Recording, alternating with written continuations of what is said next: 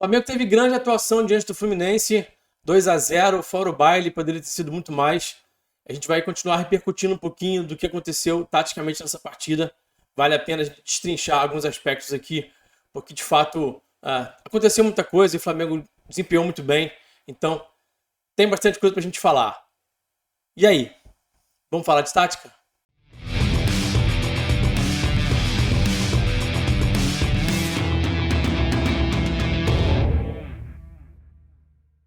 Pessoal, antes de seguir para o conteúdo, queria convidar vocês a virarem membros do canal. Membros do canal têm direito a um grupo de WhatsApp, onde a gente bate papo lá sobre o Flamengo. O debate é em alto nível, a gente fala sobre tática, fala sobre o jogo de futebol de uma forma geral, e é muito legal.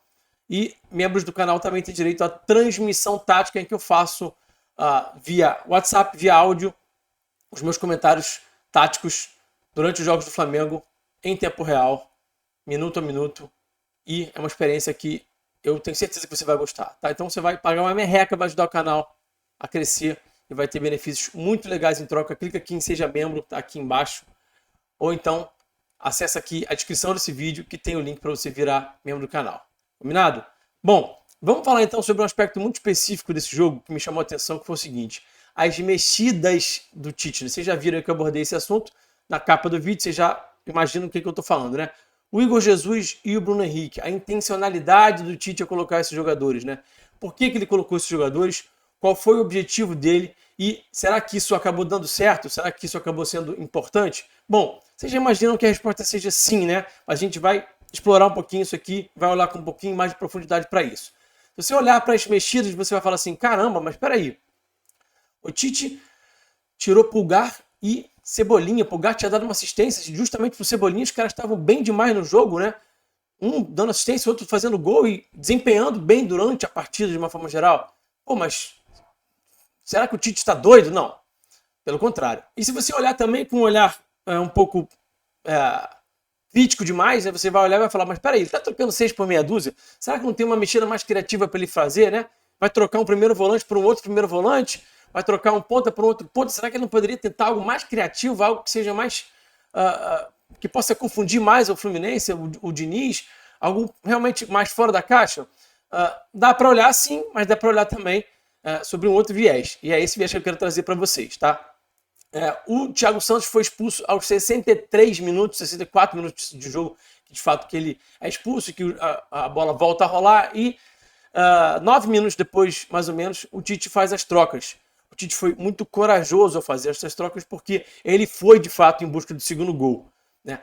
O Fluminense baixou o bloco, o Tite percebeu que o Fluminense não ia, de fato, tentar nada mais agressivo em termos ofensivos e falou, vamos para o segundo gol, vamos conseguir essa vantagem, vamos partir para cima. E com essas mudanças, ele, de fato, conseguiu tornar o time mais agressivo. Quer entender por quê? Então, vamos olhar agora para campo e bola, para vídeo, como a gente sempre faz aqui no canal falando de tática. Bom, já estou pequenininho aqui no canto e primeira pergunta que eu quero responder junto com vocês. Por que o Bruno Henrique? Né? Por que o Bruno Henrique? Porque a intenção inicial, me parece bem clara, que era fazer o time andar para frente, né? O time passou a saltar pressão muito mais, passou a subir o bloco muito mais, passou a esmagar o Fluminense lá no campo, no seu próprio campo, né? Isso ficou nítido durante a reta final toda do jogo, né? E esse jogador é um jogador que salta muito bem pressão historicamente. Eu vou mostrar aqui alguns lances só para a gente poder elucidar, para poder ilustrar para vocês, né? Isso aqui ano passado contra o Atlético Mineiro, naquele jogo que acabou dando derrota, mas aqui alguns lances dele saltando pressão. Ele é muito forte nisso, a passada é muito larga, ele é muito veloz, né? Então ele chega muito rápido em cima do adversário, ele vai mudando um pouco de direção, o perfilamento corporal dele, ou seja, a forma como ele vai mudando de direção, deixa o adversário muito em dúvida, né? A corrida dele é muito assertiva para poder deixar o adversário desconfortável. Olha como é que ele lê muito rápido, se desloca muito rápido. Então ele é um cara que salta a pressão muito bem. Aqui é o jogo contra o Santos, né? Então ele de fato é um cara que faz isso muito bem, obrigando aqui, ó, essa bola longa. E se a gente for lembrar de um lance histórico, né? Eu vou aqui refrescar a memória de vocês. A pressão que ele salta no defensor do Emelec, retoma a bola, faz o passo para trás e o Flamengo faz o gol, o segundo gol naquele jogo histórico, né? E o Flamengo vence 2-0 e acaba conseguindo depois ganhar nos pênaltis. Então esse foi um lance de outros tantos. Tem aquele lance lá contra o Atlético Paranaense, lá dentro da área, na Arena da Baixada. Então o Bruno Henrique é muito fera nisso. Então a ideia do Tite, para mim, claramente era: vou fazer esse time andar para frente melhor, saltar pressão melhor, pressionar pós-perda melhor. Então, olha isso aqui que o Bruno fez. Isso aqui já estava 2-0, tá? Mas só para a gente elucidar como é que de fato ele conseguiu fazer o que dele se esperava, né? Então, o Bruno não conseguiu ser muito determinante no resultado final, mas ele conseguiu contribuir um pouquinho por conta desse sem bola aqui, tá? Então, a ideia era essa, para mim estava bem claro. E o Tite foi bastante corajoso. Aqui, de novo, ele vai saltar pressão, e aqui ele vai saltar pressão com o Igor Jesus. A gente já vai chegar no Igor Jesus já para falar um pouquinho mais detalhadamente sobre a intenção do Tite em relação ao Igor Jesus, né? Que é bem parecida, mas dá pra gente detalhar um pouquinho mais. Aqui, o Bruno e o Igor fazendo esse 2 contra 1 aqui no Ares, aqui pressionando. Acabou que não conseguiram ficar com a posse de bola, mas pressionaram aqui e deixaram o Fluminense desconfortável. Ofensivamente, qual era a ideia do Tite, né? Ter o Bruno nas costas do Marcelo. Idealmente, com um passe nas costas do Marcelo, né? Atacando as costas do Marcelo com bola longa, passe cavado, ou até um passe de ruptura pelo chão, né? Que ele pudesse explorar essas costas do Marcelo. Ele não teve muito esse cenário para ele a favor dele, não aconteceu muito, porque o Fluminense baixou muito o bloco. A única situação em que, de fato, ele teve essa possibilidade de usar as costas do Marcelo foi nessa jogada aqui do Arrasca. O Marcelo se adiantou um pouquinho mais, o Bruno recebe a bola do Arrasca e ele é muito feliz nessa adiantada que ele dá, porque ele faz o Felipe saltar a pressão. O Felipe acha que vai chegar a tempo, era o Felipe Melo, porque a bola ficou distante do Bruno, mas como ele é muito rápido, ele dá um tapa na bola, o Felipe acaba chegando atrasado, dando essa pancada nele aqui, recebe um amarelo, que foi ali importante. O Flamengo teve uma situação de falta lateral e foi importante, né? Além disso, a gente sabe que o Bruno é muito importante em bolas aéreas, né? Tanto nessa quebrada aqui, tanto nessa bola longa, que os zagueiros, os defensores e o próprio goleiro Rossi aqui no caso, usam para poder utilizar o Bruno, né? Como esse cara que vai ganhar esse tipo de jogada aqui, né? Se o time tá precisando chegar rápido na baliza do adversário, tá querendo fazer a bola andar rápido, tá com pouco tempo, o jogo tá acabando, né? Em alguns momentos é importante usar esse tipo de bola aqui do que você construir curto, que demora mais, né? Então faz sentido em alguns momentos você fazer essa bola longa lá para poder chegar mais rápido no campo do adversário. Então o Bruno é muito importante nisso, foi utilizado aqui, ele ganhou a jogada para variar, né? Como ele sempre ganha, e aqui o Pedro consegue inclusive aqui pressionar o Antônio Carlos, zagueiro do Fluminense, e o Flamengo fica com esse escanteio. Foi o escanteio que o Flamengo venceu aqui, conseguiu, perdão, através desse tipo de jogada. A ideia também era ter o Bruno no cruzamento, né? Cruzamento do lado oposto, que ele é muito forte para pegar aquela bola no segundo pau, mas acabou que não aconteceu, né? Ele acabou não sendo determinante nesse tipo de jogada, mas obviamente que a ideia também era essa. Então, a ideia global do Tite em ter o Bruno envolvia muita coisa, envolvia uma série de aspectos, e alguns deles deram certo, outros acabaram que não deram, e isso faz parte, né? Agora vamos para o Igor Jesus. O Flamengo, gente, fez não só um, como 2 gols a partir dos saltos de pressão do Igor Jesus. Nesse Campeonato Carioca, né? O Flamengo fez 2 gols a partir de saltos de pressão do Igor. Então vamos recapitular aqui, vamos relembrar, né? Primeiro esse aqui contra o Boa Vista, ele salta a pressão, ele é muito forte nisso, ele retoma aqui a bola, intercepta a bola, né? Até faz um ameaço aqui de um chute que esconde um pouquinho a intenção desse passe, acha o Luiz Araújo, dá essa assistência aqui pro Luiz Araújo. E jogo contra o Bangu também, ele muito assertivo nesse salto de pressão, ele lê muito rápido, ele se desloca muito rápido, toma decisão muito rápido, se desloca muito rápido. Eu diria até para vocês que, saltando pressão, o Igor é melhor do que o Pulgar. Por quê? Porque ele é mais jovem e ele tem mais vigor. Além disso, ele é um pouco mais baixo. O Pulgar é um atleta muito alto que não consegue se deslocar com tanta rapidez, né? Ele é muito alto, então ele não é um jogador veloz.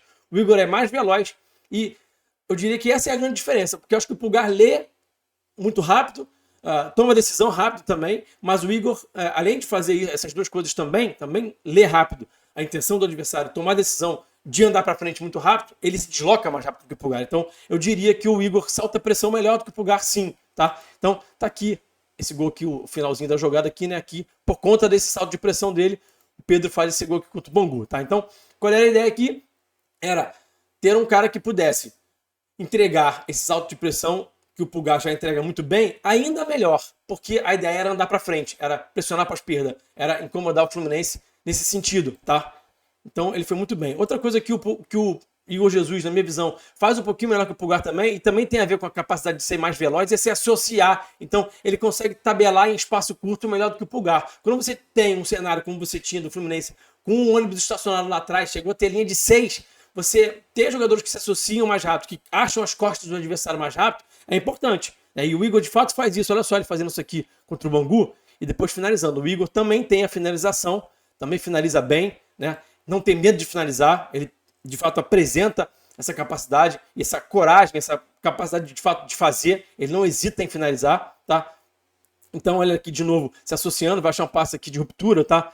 Ele é muito forte também nos passes, tá? Talvez o Pulgar, imagino que dá pra gente concluir que o Pulgar seja até mais forte que ele nesse tipo de passe. Tem muita qualidade no passe. Mas o Igor também entrega em bom nível, né? Esses passes aqui, ó, né? Depois de disputa, aqui achar um passe pro Gerson aqui, no caso, rompendo aqui contra o Bangu. Então ele poderia entregar bons passes, né? Inclusive esses passes aqui que quebram linhas. Olha como é que ele tá sempre olhando pra profundidade.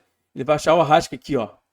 Tá? No entrelinhas também. Então ele poderia entregar passes entre linhas, poderia entregar passes nas costas da última linha, entregaria para o Flamengo, né? Uma qualidade muito boa no passe, além de defensivamente ainda entregar melhor do que o Pulgar para aquele contexto que o Flamengo precisava naquele momento do jogo contra o Fluminense, tá? E aí a gente já vai ver aqui, primeiro ele pressionando pós-perda. Olha esse salto de pressão aqui, como é que ele vai correr para trás aqui. Olha como é que ele está atrás dos companheiros e é ele que vai chegar ali para fazer essa abordagem e retomar a posse de bola, ó. Muito vigor, ele é muito rápido, ele tem um timing muito bom para fazer o desarme, né? Então, de fato, ele foi importante nesse momento.